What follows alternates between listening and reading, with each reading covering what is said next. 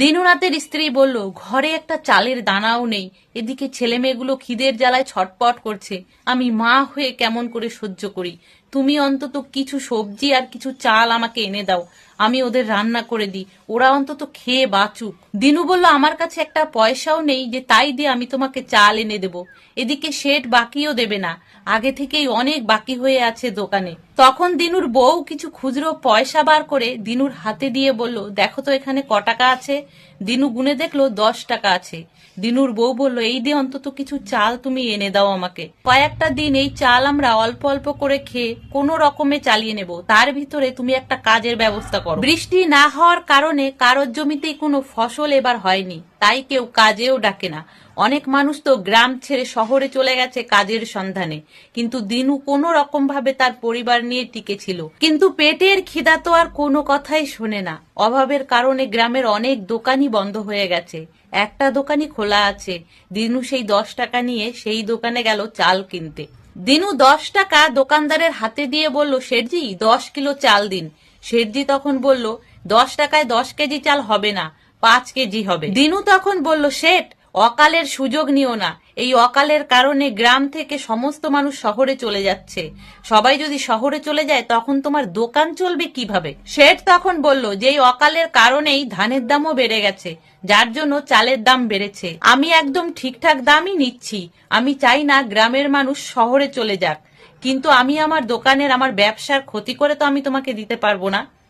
দিনু বলল, শেঠ এই 10 টাকা রাখো আর আমাকে 10 কেজি চাল দাও, আর বাদ বাকি 10 টাকা তোমার খাতায় লিখে রাখো। আমার হাতে যখনই টাকা আসবে আমি তোমার সমস্ত দেনা সাথে সাথেই পরিশোধ করে দেব। শেঠ তখন বলল, দিনু তোমার আগে থেকেই অনেক টাকা বাকি আছে, এর পরেও যদি আমি তোমাকে বাকি দিই তাহলে আমার দোকানপাট গুটিয়ে রেখে আমার ব্যবসা লাঠে তুলতে হবে, আমি আর তোমাকে বাকি দিতে পারবো না। দিনু তখন বলল, শেঠ এত পয়সা দিয়ে তুমি কি করবে? উপরে গিয়ে কিন্তু একদিন সমস্ত কিছুর জমা হিসেবের খরচ তোমাকে দিতে হবে। শেঠ তখন বলল, দিনু তুমি উপরওয়ালার কথা বলে আমাকে ভয় দেখিও না, উপরওয়ালাও জানে যে আমি আমার ব্যবসার কখনো ক্ষতি করি না।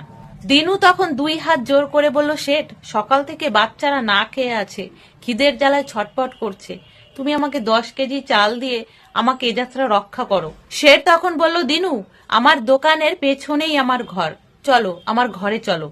শেঠ তখন দিনুকে নিয়ে তার ঘরে গেল, তাকে পেট ভরে ভাত সবজি খাওয়ালো এবং কিছু খাবার বাচ্চাদের জন্য দিয়ে দিল, বাচ্চাদের জন্য কিছু কাপড়ও দিয়ে দিল এবং ঘর থেকেই 20 কেজি চাল দিনুকে দিল।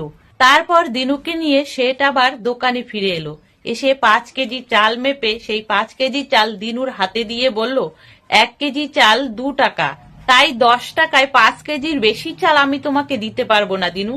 দিনু তখন সেই চাল নিয়ে খুব খুশি হলেন এবং বাড়ি ফিরে এলেন। এতক্ষণ ধরে শেঠের ছেলে পুরো বিষয়টাই দেখলো। দিনু যখন চাল নিয়ে বাড়ি ফিরে গেল তখন শেঠের ছেলে শেঠকে জিজ্ঞাসা করলো, বাবা তোমার ব্যবহার আমি বুঝতে পারলাম না, দিনু যখন 10 টাকা বাকি চাইলো তখন তুমি দিলে না, অথচ তাকে ঘরে নিয়ে 20 কেজি চাল দিলে, বাচ্চাদের জন্য কাপড় দিলে, তাকে পেট ভরে খাওয়ালে, এটা তোমার কেমন ব্যবহার?